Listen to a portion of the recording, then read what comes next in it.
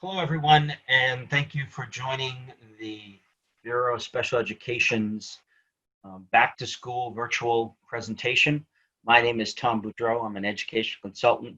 I'm the IDEA Part B Funds Manager, and I'll be reviewing the IDEA Part B Section 611 and 619 grant, talking about what the current award is, about some of the changes that have occurred throughout the year and that we can expect upcoming, some conversation around maintenance of effort, and as well our fiscal monitoring. But to start out with, there's a saying that you can't stop the waves, but you can learn to surf. And certainly a lot of us have been dealing with a lot of turbulence.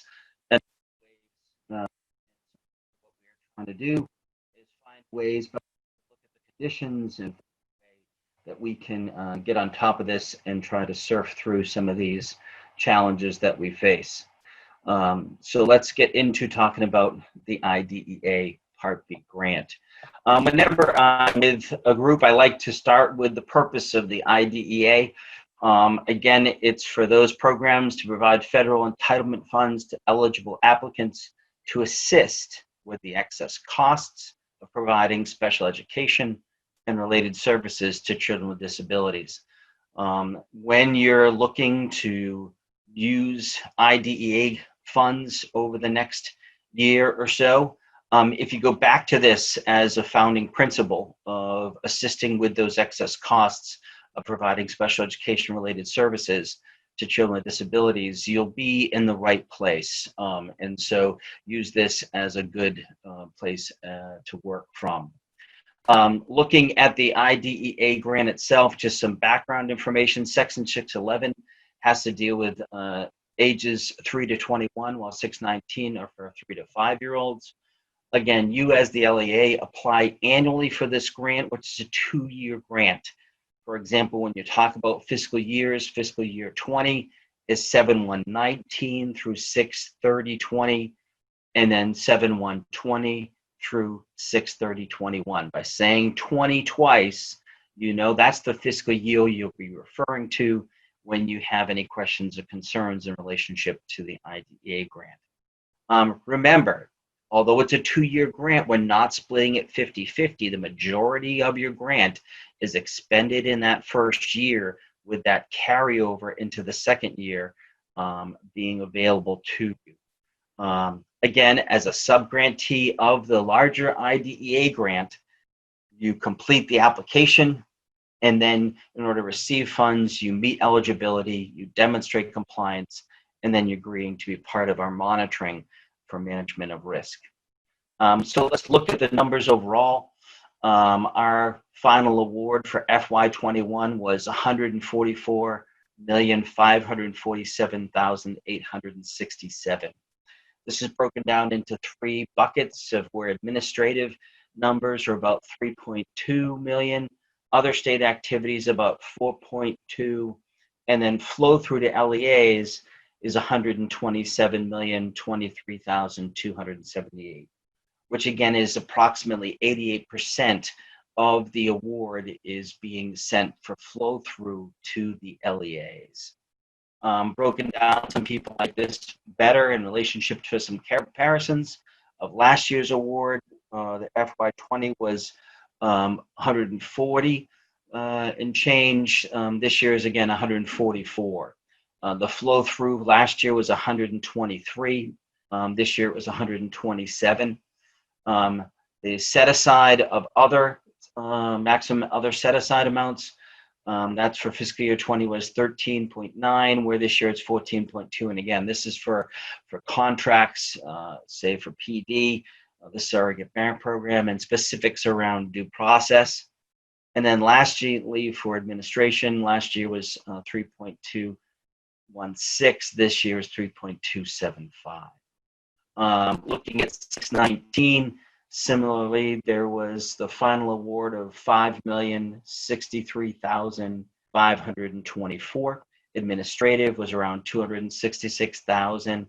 Other state activities just over $1 million, and then flow through to the LEAs of 3,795,876.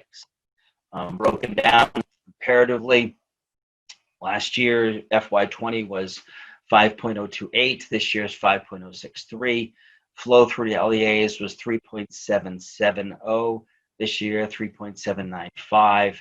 And maximum set aside was 993,000 this year. Again, just over $1 million.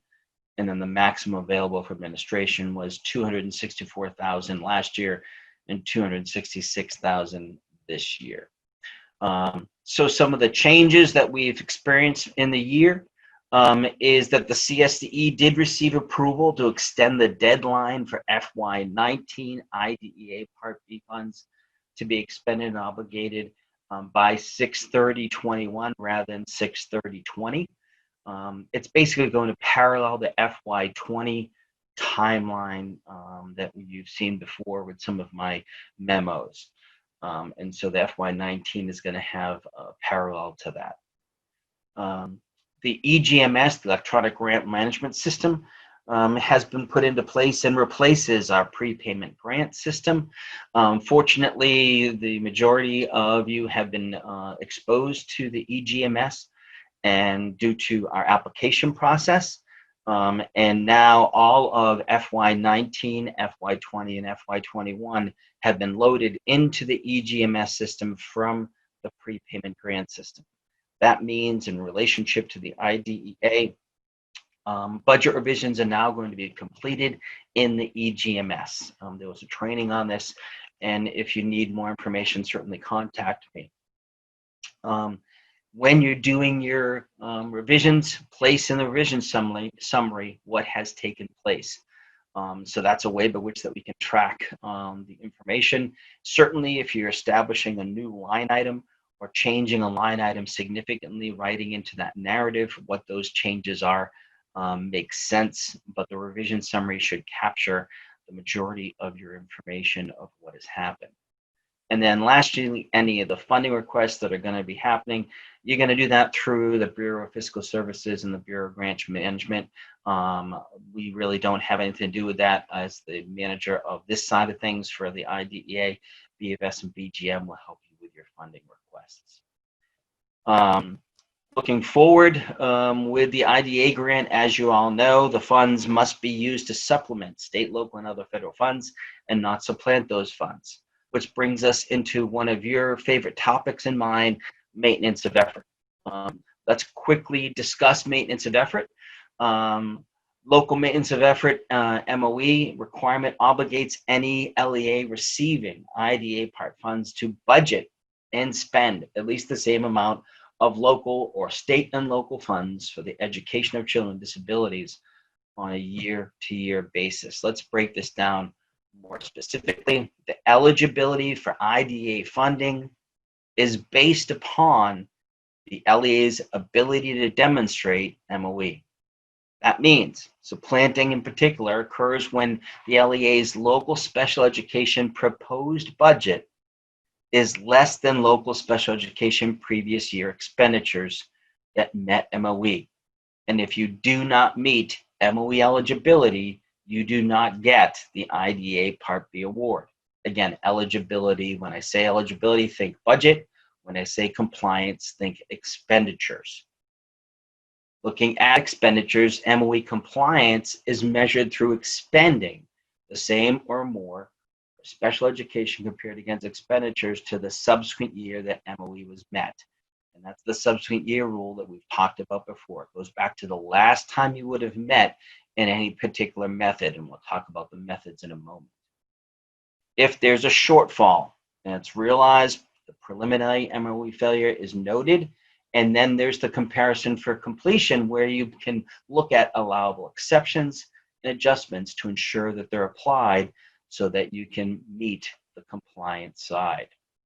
Consequence for failure to maintain effort includes a recovery action using non-federal dollars that would have to be returned to the Office of Special Education Programs. So those methods, there are 4. It's a local-to-local expenditure comparison. There's the combination of state and local expenditures comparison. There's a per capita of the local-to-local expenditure comparison, and then per capita of the combination of state and local expenditure comparison. Any one of these four methods can be used to meet MOE. They can be different for eligibility and compliance. I encourage you to utilize all four methods and track all four methods. It will allow you to have flexibility moving forward so that you have as many opportunities to demonstrate maintenance of effort as possible. So, things to note about MOE. There is no waiver for IDEA in total, and in particular for IDEA Part B LEA MOE. We strongly encourage LEAs to develop written protocols on your LEA MOE practices and processes. Note that in our fiscal review process, that LEA MOE written protocols will be reviewed as part of that process moving forward. No federal dollars can be used to demonstrate LEA MOE. That means you cannot have IDEA Part B, Section 611 or 619 reflected in your amounts tabs under expenditures or for your budget in relationship to MOE. Including now with ESSER funds for CARES Act elements around COVID-19. Even if you're using ESSER funds for students with disabilities, this would be a federal expense, federal dollars, and therefore cannot be reflected as use with LEA MOE. You must use your special education budget and expenditures from the Educational Financial System, the EFS financial reports. This used to be called the end of the year report that's sent along through to the Bureau of Fiscal Services. These totals are placed into the expenditures of the amounts tab in the MOE calculator. That's where you're getting your dollars from. That's where it should be reflected and matched in relationship to that. As well, talking about placing things into the MOE calculator, your child count. This is important to be placed in order to have your per capita numbers. Enter the child count of students with disabilities. It's defined in 300.101.102. And these, as a side note, should match your excess cost numbers and your proportionate share numbers. This is the child count figures that we're using. The 10-1 PSIS child count is used to determine per capita methods, and your CDAC data manager can get you those totals from the child count verification reports and their summary statistics in CDAC. So let's talk about the MOE calculator. That's the way by which that we demonstrate it, and we still have the 1.3 version and the 1.4 extended version that's now utilized by the LEAs. Those are located in the FY 2021 IDEA Part B application under related documents. These will be both required as part of your FY 22 application. You're going to complete the 1.3 version just like you did last year for compliance first, which will be the 2019-2020 expenditures from your EFS financial reports. That data, that 1.3 version is then going to become part of our historical record. You're going to bring that information into the 1.4, where you're going to do the extended version to complete for eligibility, which is the proposed budget of 2021-2022. So, other elements to be aware of. We're going to use your MOE calculator throughout the year, not just for the application. This is important to note, because part of what you can do is place in data and your expenditures as they occur. And then you have that information where you can copy and paste and move in and from the EFS. Again, the MOE calculator is just an Excel spreadsheet that you can copy and paste in and out of. Place in your exceptions as they occur, rather than you're scrambling at the last minute around the application trying to find out that you didn't meet and trying to remember if a teacher retired or a student graduated. Place those in when they occur, and this will give you a running record of those events and be readily available for you as you move into the application process utilizing the MOE calculator. By doing this throughout the year, you're paying attention to your expenditures, you're looking at your upcoming budget, and you're ensuring that MOE is met by going back to the summary tab, tab 4, that shows where you are very graphically if you've met with exceptions, or did not meet. And it will help you in your budgeting and moving forward. And then lastly, if needed, you can show to an auditor your LEA MOE protocols and the MOE calculator.